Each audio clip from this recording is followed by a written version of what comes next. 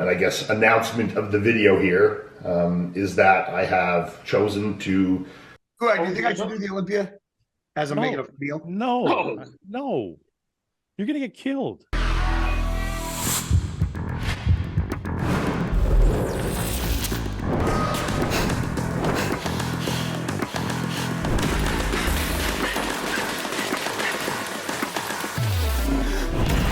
What's up, Desktopers? Xavier Wills here for Desktop Bodybuilding, and in this video we're discussing Martin Fitzwater and Tonio Burton's huge back updates, Iain Valliere back with Matt Jansen and which show is he doing next, Guy Cisternino competing in the Masters Mr Olympia potentially, and the one man that can potentially beat Cbum in 2023, and it's not Urs and it's not Ramon. Find out who that is, and they're 7 weeks out and we've got some crazy updates from them. But first we're going to start with Larry Wills to compete in Classic Physique this year. So apparently he has to weigh between about 220 and 230 pounds for his height, and he's gone natural as well, which many people know. So here's what he had to say on RX Muscle about it. And where I'm at with my journey right now is taking a healthier approach to achieving my goals. Right, I'm recently engaged. I intend on having a family. Congratulations. Thank you so much. And I'm actually putting my eyes on Classic Physique. So open bodybuilding, I didn't see I can be very competitive because at my height, I need to put on an unrealistic amount of muscle that just wasn't happening. And if I was to pull that off, I'd be extremely unhealthy in doing so. So super valid, super smart reasons as to why he wants to go into Classic Physique. He doesn't want to go the anabolic route and do all the things you have to do to be an open pro bodybuilder. Plus, he said genetically as well, he probably doesn't have the genetics to do that. Does Larry Wills have a classic physique? I think with posing, he can look a lot more classic. Can he turn pro? I think he can turn pro. Can he be a good pro? Probably not in terms of like Olympia level, but you never know. Let me know what your thoughts are on Larry Wills going to Classic Physique, and especially if he doesn't have the enhancement as well, it would be a lot harder for him to not only go pro, but do well as a pro. Now, Martin Fitzwater, we have an update from him looking absolutely enormous in this rear lat spread. Honestly, probably Martin's strongest shot. His back double bicep is wild as well, but that back is just, looks like it's improved so much. He always has had a really wide rear lat spread, but it's getting crazy at this point. And, we've sort of spoken about what improvements he wants to make to his physique, and I said a few things, and it's like filling out those adductors a little bit more, but everything's getting thicker, and I think Martin Fitzwater is going to do very, very well in 2023. But let me know your thoughts in the comments below. And another guy that is blowing me away that I think could have a big 2023 as well, and that's Tonio Burton, who only a couple of years ago was competing in that 212 class. Last year he competed, made it to the Olympia, looked fantastic, won a pro show against some really good pros, and the way he's looking in his current updates, he's got a new coach, he's looking absolutely insane. The level of thickness and roundness as well, it's sort of Dexter Jackson-esque, like in terms of that roundness, and he's just getting bigger and bigger, and if he can keep bringing the same condition and keep his waist in check, because that's going to be a big thing for him as well, if he can do that, he's going to be a very, very good pro. And I don't just mean, potentially winning pro shows or winning a few pro shows. I mean doing well on big stages like the Arnold Classic, like the Olympia. But let me know your thoughts on Tonio Burton in the comments below, and how well do you think he'll do in 2023. Now, our next story, Iain Valliere is back with Matt Jansen. So obviously Iain Valliere has been working with Patrick Tour of recent times, and he's honestly done a fantastic job with Iain. He got to Iain multiple times, coming 7th in the Olympia, and I didn't even know if that sort of, I suppose, progression was in Iain's future, especially in good lineups as well. So I think he did a fantastic job with Iain, got Iain super shredded many times.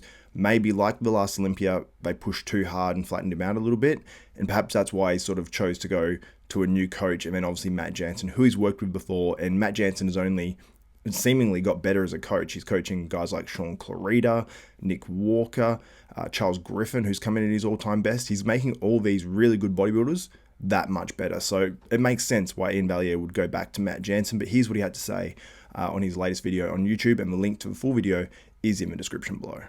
My plan is to do Toronto Pro in just under 13 weeks, so I've been kind of back at it into kind of prep mode for the last 3 weeks or so.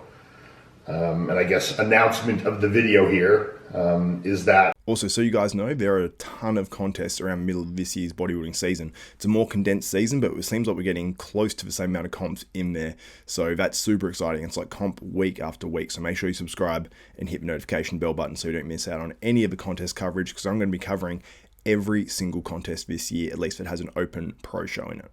I have chosen to team back up with Matt Jansen. It was a very exciting change for me. Matt and I worked together from 2015 to 2019. I won my first pro show with Matt. Did my first Olympia with Matt. There's a lot of history there. We're both with Raw Revive, obviously. And there's just a relationship and a trust that's already built there that made that decision. Not the decision to change coaches, that was a very hard decision, but the decision to choose Matt on the other end of that was a very easy decision. So these guys obviously have a long history, and it makes a lot of sense for Iain Valliere to go back with Matt Jansen and then restart that relationship. And Iain was a guy that always respected Matt as well when the coaching split changed, and he went from obviously Matt Jansen to Patrick Tua, and now he's gone from Patrick Tua back to Matt Jansen. And I'm assuming that Iain Valliere is going to stay with Matt Jansen probably till the end of his career, as long as Matt Jansen is continuing to coach people. In our next story, Guy Cisternino, is he doing the Masters Olympia? So this is from the latest episode of Bro Chat, and you guys can let me know what you think. Good. Do you think I should do the Olympia as I'm making a meal? No. You're gonna get killed. What about next year? No, man. Enjoy retirement. Idea. Why are you laughing? My question. Just shooting him down. Right away. Well, I mean, I expect them to Dream killer. I expect them to say the same thing to me. You don't think I'll win? No, Why? but I'll still root for you. Brutal honesty, but I think Fuad's one of those guys that's like, if your breath smells, he's going to tell you straight away your breath smells, which is not a bad thing. I don't think that's a bad thing whatsoever. So he's obviously telling Guy, how it is, at least from his perspective. But it depends what the Masters Olympia is like this year, because we had guys like Samir Banu, who came back at the Masters Olympia when Dexter Jackson won it. We had Dennis James coming back. We had some good guys, like I think Tony Freeman was maybe in there. But we had a bunch of guys that were like, 50 and 55 and 60 and stuff like that actually made a comeback to the stage. We had Andreas Calling, who came back to the stage, who was known as like the Jack Santa. So a lot of people sort of came out of retirement. Now, we do have some really good guys like Phil Klahar, like Kamal Elgarni. There's guys that I think would beat Guy Cisternino, maybe even a Victor Martinez. So I think there's definitely guys that would beat Guy. I don't think Guy would win, but he might just want to get up there and challenge himself. And I think if he came out and just said, look, I've got these injuries, my back's not going to be what it was, but I'm just doing this to challenge myself and see how well I can do. I think that there's no harm in doing that if there's enough desire and Guy wants to do it and he's willing to do what it takes to do it, and hopefully he takes a healthy approach, because you don't want to be doing things for that are going to hurt your body and stuff. But it's obviously a personal choice for all these guys, and I think that if Guy wants to come back, I think he should come. That's sad. Because, dude, your body's changed dramatically. It's like saying I could win. I'd get killed. I'm not on gear. What do you think's going to happen? You're 40. Your gear's not going to do nothing at this point. There's still guys that are huge, like I said, like Phil Klahar, that are going to be impossible to beat. Yeah, there's guys that haven't stopped. Like you and me have stopped. Coming back after stopping is way harder. Yeah, so obviously Guy has stopped, but it hasn't been for too long, and he hasn't stopped training. So I think that he'd still bring a good physique to the stage, but he has had a quad injury. I don't know how bad that looks. Obviously, his back has come down in his later years of competing, but when he competed last time, he still looked good. As long as his health's in order and it's worth enough to him, then why not? Let me know what you think in the comments below. Now we have an update. Formerly Fabian Larabia, I believe he used to be. Now it's Faboni Sylvain, something like that.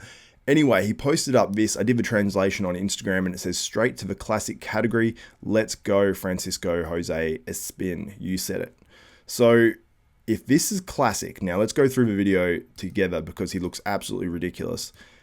He's hitting, this is obviously at the Arnold's as well, that same weekend, hitting a front double bicep. Apparently he's 7 weeks out here, so I'm not sure what show that is, but look at that front double bicep. That is incredible. This guy is the guy who can potentially beat Cbum.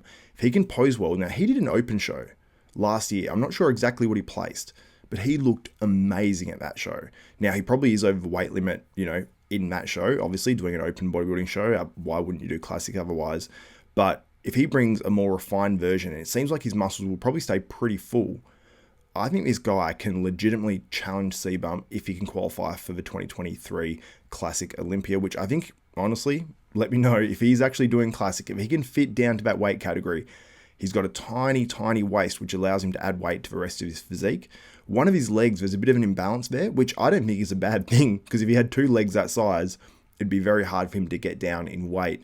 And the way he poses it and the cuts he has in his legs, it's not an issue for me in terms of him winning or losing a show, unless there's a guy identical to him that had 2 big legs, but I don't think that would fit in Classic anyway. So let me know your thoughts on this guy, because I think he looks absolutely incredible. And we have another shot just from hours ago, and that's a back shot, and that looks so dense and so ridiculous, but still aesthetic and classic. And plus, his right leg is the leg that goes back, which is his big leg, which will sweep out nicely on that as well, and he just creates such a good X-frame on that back double bicep. But let me know your thoughts. This guy is really, really good. If he is Classic, even if he was going to open with this look, I'd say he's going to be top 5, almost no question. And I think he should be doing very, very well, even as an open, if they, move the criteria enough to advantage these aesthetic guys. I mean, he's probably one of the most aesthetic guys on the planet that has a good amount of muscle right now, in my opinion. But let me know your thoughts in the comments below